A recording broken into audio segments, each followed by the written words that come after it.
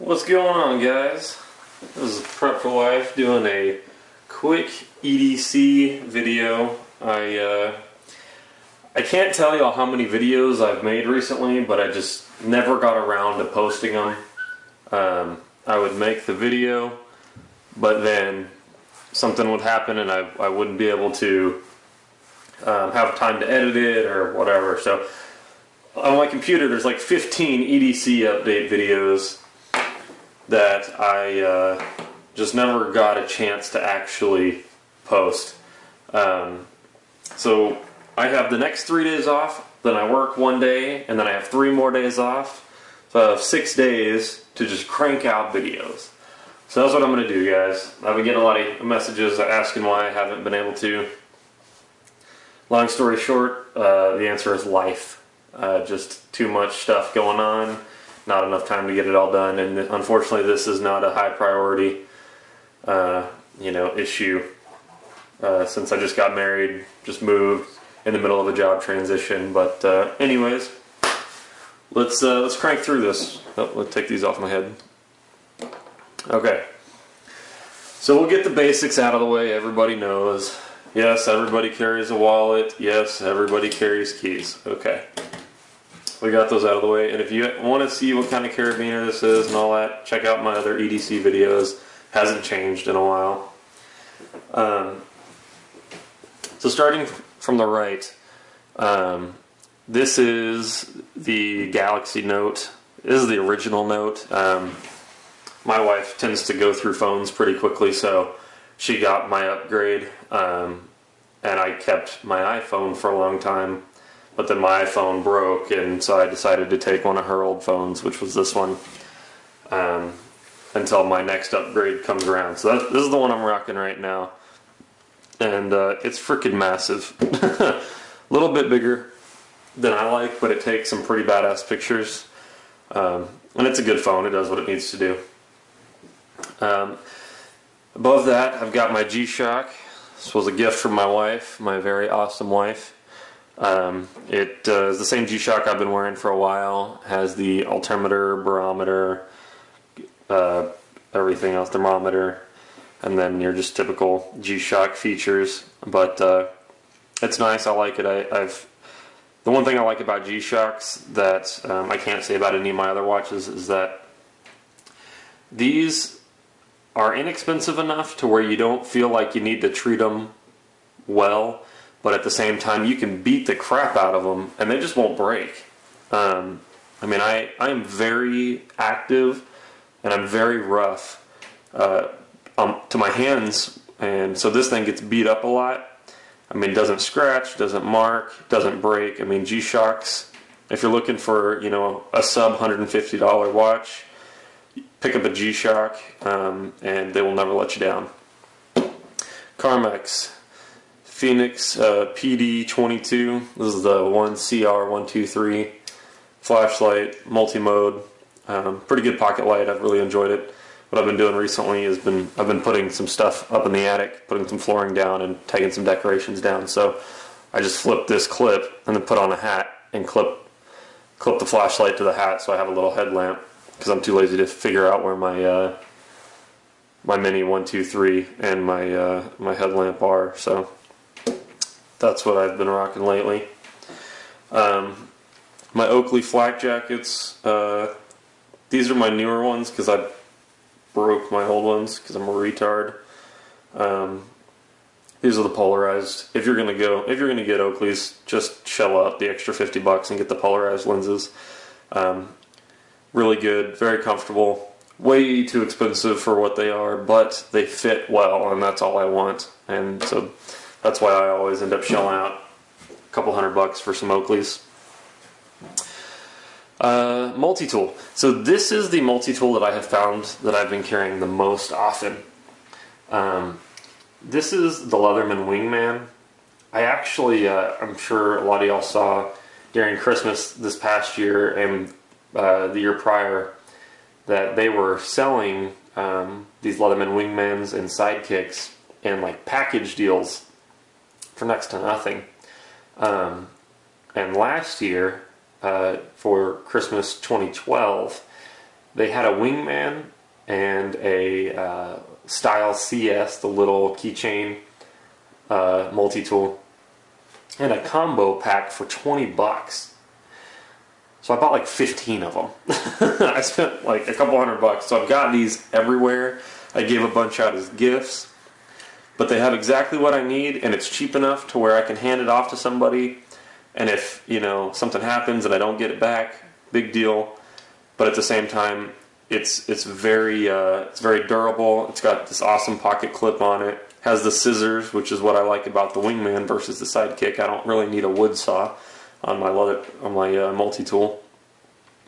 So if you're looking for just a cheap, you know, beater multi-tool, Leatherman is always my favorite brand, but the Wingman itself is a great way to go.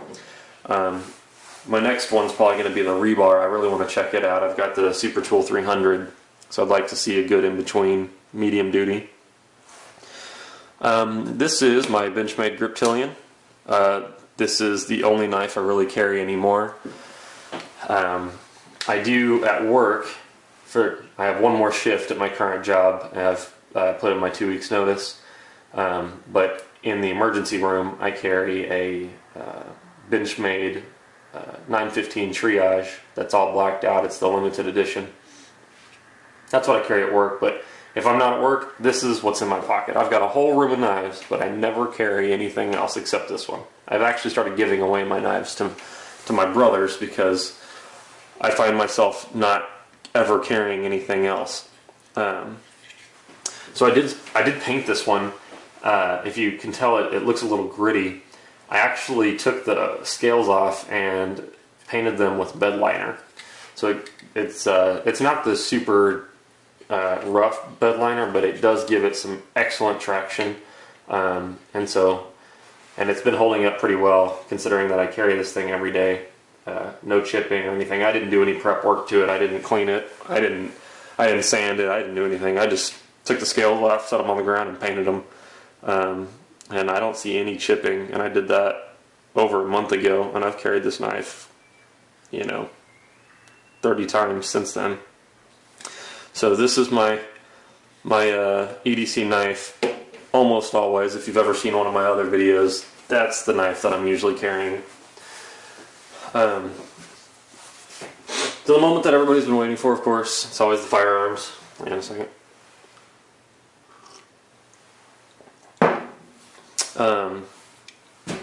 This is a gun that is actually fairly old. I don't actually know when it was made.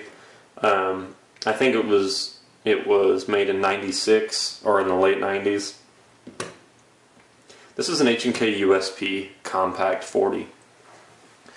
This was my grandfather's pistol, and when he passed away, this firearm was taken by the local county sheriff's department in this podunk town that he decided to move to. And I was trying to get, I didn't care about any other gun but this one, because this is the one I actually learned to shoot on. And they lost it for a while, and then they were telling me these stories about how I had to go through the courts to get it back, blah, blah, blah, blah. Well, so I kind of just lost faith that I'd ever get it back. And then apparently, this was years ago, and then recently, within the last year, I guess they got a new sheriff who took over the evidence, and he basically reorganized the whole thing. I got a phone call saying, hey, there was a note here saying you were interested in getting this firearm back. Would you still like it? Of course, went and picked it up the next day, no problems. So this has been my carry gun ever since. I still like my other guns, but this one has a lot of sentimental value to me. So this is the one that I carry, or I have been carrying the most often recently. I did make a couple modifications when I got it, though, just because I'm a lefty. I went ahead and put in the ambidextrous safety and decocker. So let's go ahead and clear this guy.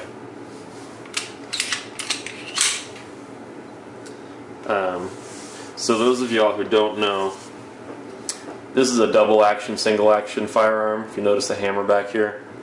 So you can push this down and decock it, so now it's in double action. So you've got that restrike capability, second strike, third strike capability. But then also if you cock it, you've got, if you notice the trigger is a little further back, and it's super light. You just barely touch it. I mean, it is super, it's crazy light. Almost scary light. So that's why I actually keep it in double action when I've got it in my pocket.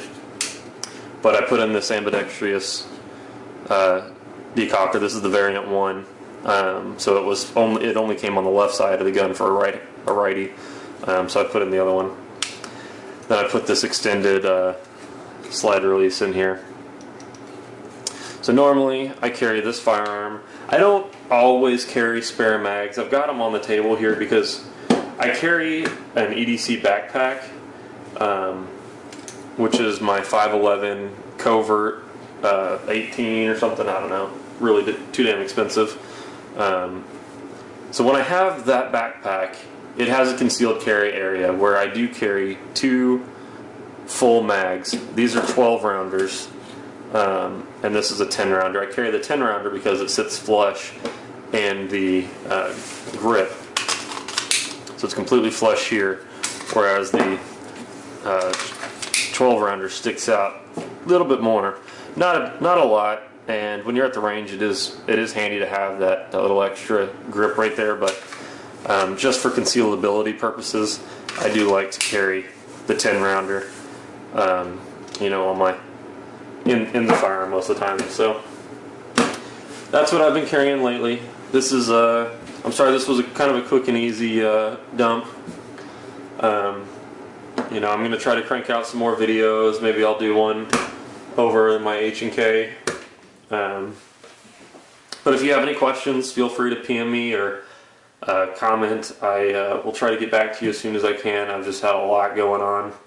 It's taken me a while. My computer also died, and my computer wizard father was nice enough to give me one of his spares, which his spare is probably nicer than the one that I had.